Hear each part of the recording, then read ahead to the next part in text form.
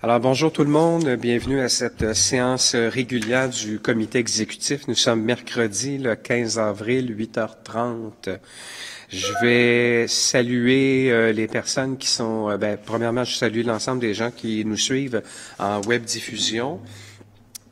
Les gens, comme depuis quelques séances, sont habitués à ce que les différentes instances de la Ville de Montréal siègent différemment, bien sûr en conformité avec l'arrêté ministériel adopté il y a quelques semaines déjà. Donc, l'ensemble des membres du comité exécutif sont au téléphone. Nous avons pris les présences. M. Saint-Don, dans quelques instants, en fera la liste. J'en profite pour mentionner que dans la salle, donc Peter McGill, il y a bien sûr, outre moi, c'est évident, il y a d'autres personnes, seulement quelques personnes qui respectent d'ailleurs la distanciation sociale, la distanciation de 2 mètres. Alors, il y a bien sûr le greffier de la ville, Maître Saint-Don, Maître Zambito également de la direction générale et notre directeur général, M. Serge Lamontagne. Alors, Maître Saint-Don, si vous pouvez aller de l'avant avec la liste des présences. Oui, merci, Monsieur le Président. Alors, au téléphone, nous avons avec nous M. Robert Baudry, M. Eric Allen Caldwell, M. François William Croteau, Mme Filato, Mme Goulet, Mme Lavigne-Lalonde, M. Ouellet, M. Parenteau, Mme Popéanou, M. Rabouin, Mme Tuillier, les conseillers associés Mme Bourgeois, Mme Giguère, Mme Moserolles, Mme Miron, M. Norris, M. Parizeau, M. Sauvé. Nous avons également Mme Isabelle Cadrin, directrice générale adjointe, qui est également au téléphone avec nous. Merci beaucoup, Maître Saint-Don. Alors, l'adoption de l'ordre du jour, il n'y a aucun ajout à la partie publique. Les sujets, bien sûr, ont été envoyés. L'ensemble des dossiers ont été envoyés hier en fin de journée. Donc, les gens peuvent ont accès, en fait, à l'ensemble des sommaires décisionnels de la partie publique. Alors, en 10.001, il n'y a pas de modification, comme je l'ai mentionné. Je vais considérer que l'ordre du jour est adopté. En 10.004, c'est l'approbation du procès-verbal de la séance ordinaire du 11 mars dernier. Des questions, des commentaires? C'est approuvé. En 10.005, c'est le PV du 18 mars, donc la séance régulière. C'est approuvé. En 10.006, c'est une séance extraordinaire qui s'est tenue le 20 mars dernier à 11 heures. Des questions, des commentaires? C'est approuvé également. Alors, on débute la rubrique des affaires contractuelles avec 20.001, soit d'accorder un contrat d'exécution d'œuvres d'art à Mathieu Lévesque, artiste professionnel, au montant de 270 421,21 $ pour la fabrication et l'installation de l'œuvre d'art Dédale et Icare. C'est adopté. 20.002, c'est autoriser la prolongation de l'entente-cadre de services conclus avec Reliure, Caron et Letourneau Limité pour la fourniture de différents types de services de reliure de documents pour 1 année. C'est adopté. 20.003, 2 contrats aux firmes Accessoires Outillage Limité et Cubex Limité pour la location de 8 balais de rue compacts de type aspirateur. C'est adopté. 20.005, un contrat Simo Management Incorporé pour la fourniture de l'entretien des sites de régulation et de mesure sur le réseau d'eau potable pour les 3 prochaines années. Adopté. 20.006, 10 contrats à Recyclage Notre-Dame Incorporé pour le traitement par compostage et au biométhanisation d'un total de 85 000 tonnes de résidus organiques mélangés pour 36 mois sans option de prolongation. C'est adopté. 20.007, un contrat aux entrepreneurs Bucaro pour des travaux de voirie, d'éclairage et de feux de circulation pour l'aménagement de pistes cyclables. Adopté. 20.008, un contrat à service Infraspec pour des travaux de réparation ponctuelle de conduite d'égouts secondaires. C'est une dépense totale de 901 000 $ arrondi. Adopté. 20.009, un contrat s'annexant services environnementaux pour des travaux de réhabilitation de conduite d'eau secondaire par chemisage. Adopté. 20.010, un contrat à HVAC Incorporé pour la réalisation de travaux de construction du lot L2301 sur la ventilation pour le projet d'hôtel de ville. Adopté. 20.011, accorder un contrat à Service Infraspec pour des travaux de réhabilitation du collecteur de Chambly. C'est adopté. 20.012, un contrat à Service Infraspec pour des travaux de réhabilitation par chemisage avec cure au rayon ultraviolet. C'est dans le secteur de la rue Bordeaux. Adopté. 20.013, un contrat s'annexant services environnementaux pour de la réhabilitation de conduite d'eau secondaire par chemisage. Adopté. 20.014, un contrat aux excavations La Fontaine Incorporée pour la réhabilitation du collecteur Sainte-Catherine-Est entre Papineau et Delorimier. Adopté. 20.015, un contrat construction Camara 6742-114 Canada Inc. pour les travaux de remplacement des branchements d'eau dans la rue Lacombe. C'est adopté. 20.016, une modification dans la source de financement du dossier initial mentionné pour tenir compte de la portion reliée aux travaux de piste cyclable réalisés dans le cadre du projet Griffintown. Adopté. 20.017, des ententes cadres avec WSP, Stantec Expert Conseil, CIMA Plus et SNC Lavalin pour des services professionnels en ingénierie, et c'est relatif à la réalisation de mandats d'inspection, d'évaluation et de conception dans les ponts et ouvrages d'art.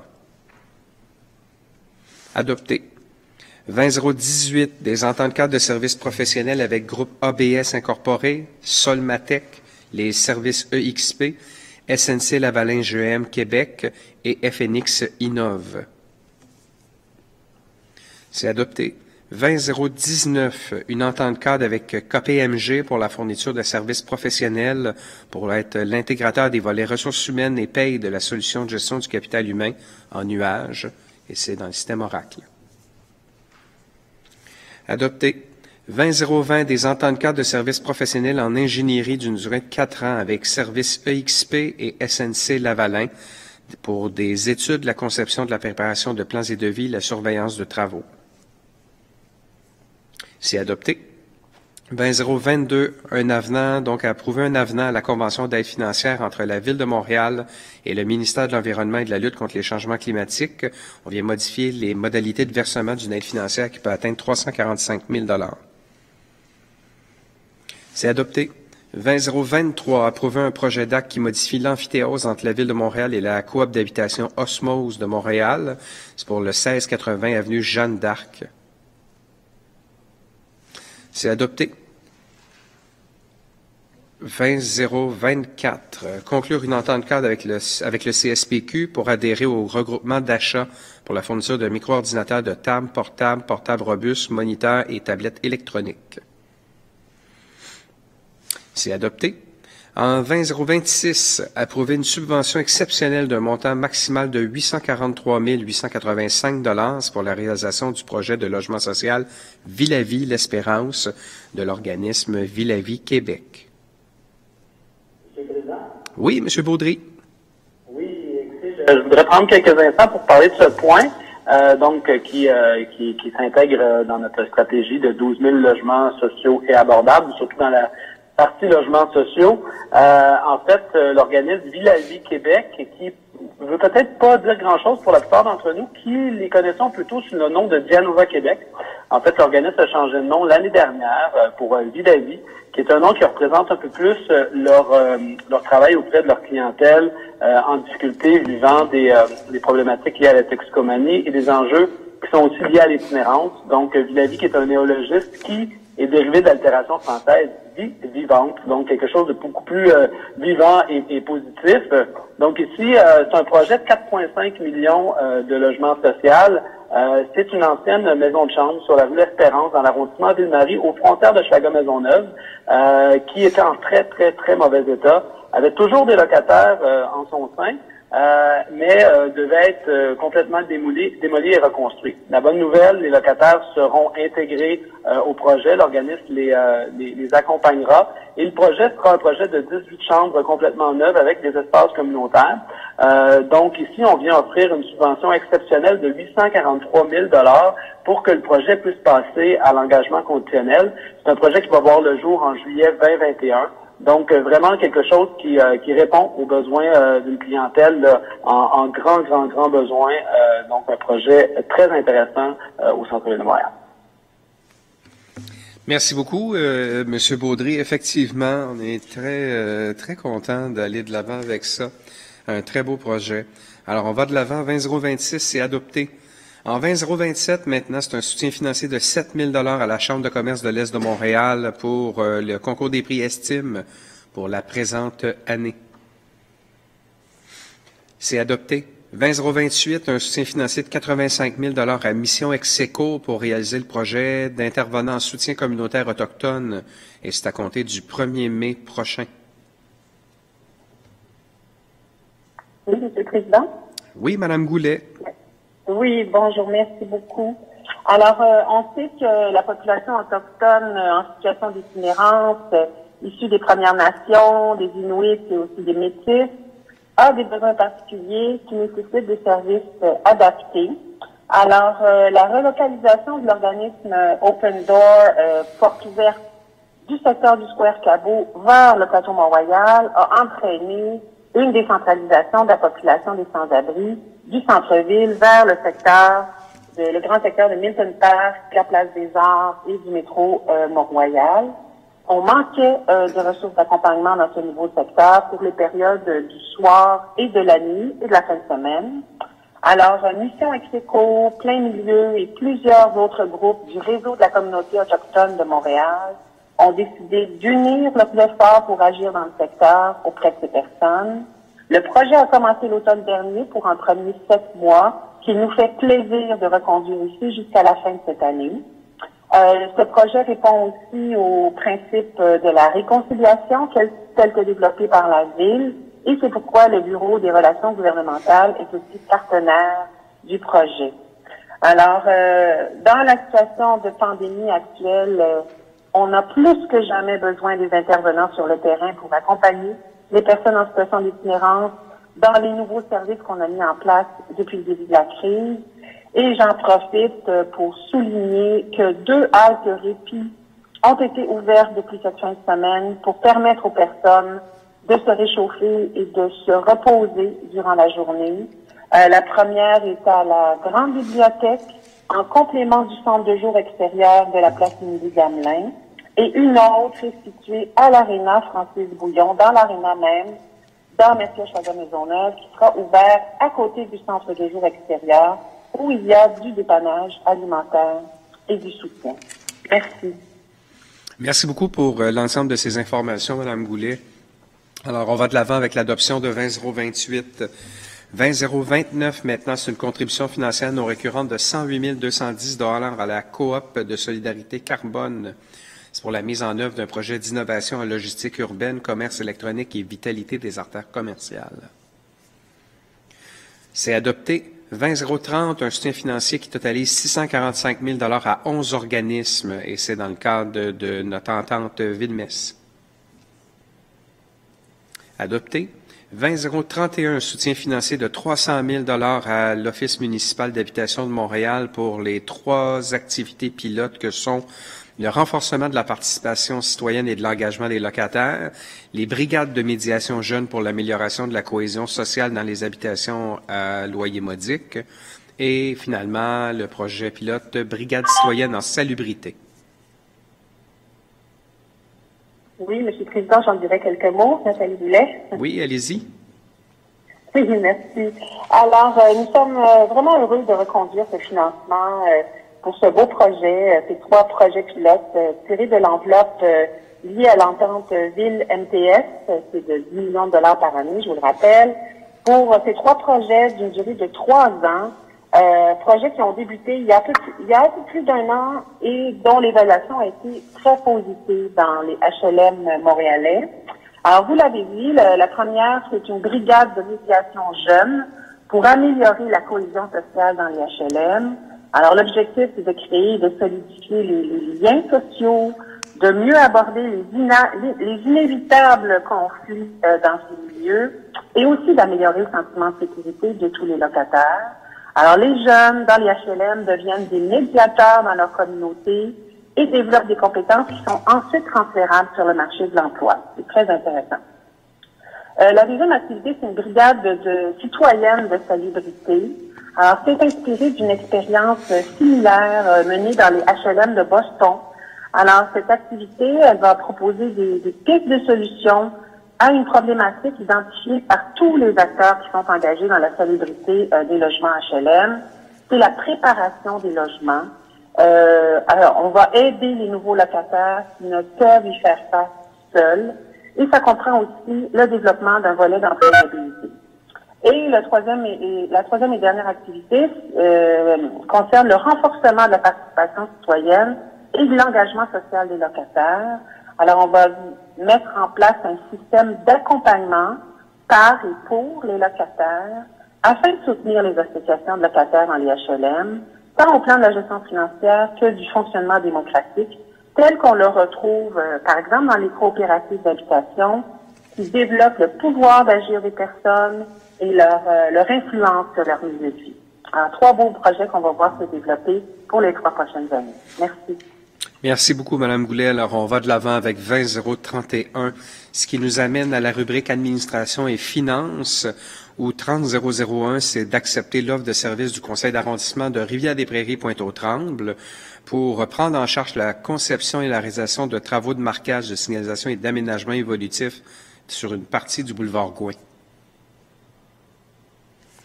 En 30.002, c'est d'accepter 2 offres de services du Conseil d'arrondissement de Ville-Marie, soit de prendre en charge le financement de la conception et de la réalisation de travaux dans l'avenue Cedar et également dans la rue Wellington. Adopter 30.004, adopter le projet de modification de la charte du comité de vérification élargie de la Ville de Montréal. C'est fait. 30.005, reporter les budgets d'immobilisation des arrondissements non utilisés en 2019 pour le volet conseil municipal et en 30.006, le volet conseil d'agglomération. C'est fait. On passe maintenant aux aspects réglementaires. 40.001, c'est d'édicter une ordonnance qui modifie l'ordonnance numéro 2 quant aux subventions, règlement sur les subventions relatives à la revitalisation de la rue Sainte-Catherine et de ses abords. On aura également d'édicter une ordonnance numéro 7 pour des secteurs commerciaux et également les ordonnances, donc modification des ordonnances 7, 8, 9, 10, 11 et 12 également. C'est adopté. En 40.002, c'est d'adopter le règlement qui modifie le règlement sur les taxes. En 40.003, le règlement qui modifie le règlement établissant les modalités de paiement des quotes-parts par les municipalités liées. En 40.004, le règlement qui modifie le règlement concernant la quote-part tarifaire pour l'alimentation en eau potable.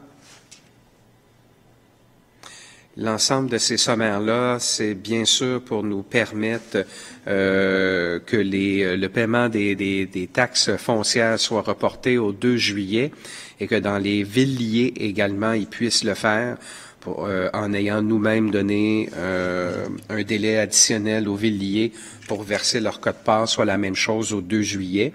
Alors, ça va permettre ainsi aux villes liées de donner ce délai également à leur propre comitat. En 40.006, maintenant, c'est d'autoriser l'Académie Centennial à réaliser des travaux et des actes visant à modifier l'ouverture d'une fenêtre murée située sur l'élévation ouest du bâtiment et à modifier une fenêtre du sous-sol qui est située à l'arrière du bâtiment. C'est adopté.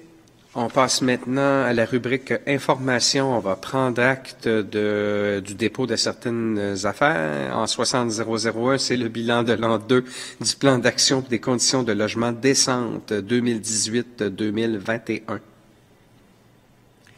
Et en 60-002, c'est le bilan sur le fonds de contribution à la stratégie d'inclusion de logements abordables dans les nouveaux projets résidentiels, en date, bien sûr, de la fin de l'année précédente, donc 31 décembre 2019. Voilà, ça met fin à la partie publique de cette réunion du comité exécutif. Je rappelle que c'est aujourd'hui que je vais dévoiler les résultats financiers pour l'année 2019. Alors, il y aura dépôt des résultats des états financiers 2019 audités, vérifiés. On dépose également un document fort intéressant qui s'appelle « Reddition de comptes ». Alors, c'est l'information financière qui est présentée avec donc par service avec différentes réalisations. Donc, c'est un document assez touffu et rempli d'informations. Alors, ce sera un peu plus tard en matinée. Sur ce, je vous souhaite une excellente journée, membres du comité exécutif. Vous restez bien sûr avec nous pour la partie huis clos de nos délibérations. Je souhaite à tous et à toutes, en principe à la maison, de passer une très belle journée. On continue de suivre les règles, les directives. Quant à nous, à la Ville de Montréal, peu à peu, tout en suivant, en fait, c'est scrupuleusement les directives des autorités gouvernementales, on ramène quelques services municipaux, notamment le nettoyage des rues. Alors, on va le faire, bien sûr, en respectant l'ensemble des règles de distanciation et des différentes directives. Je vous souhaite là-dessus une bonne journée. Merci beaucoup.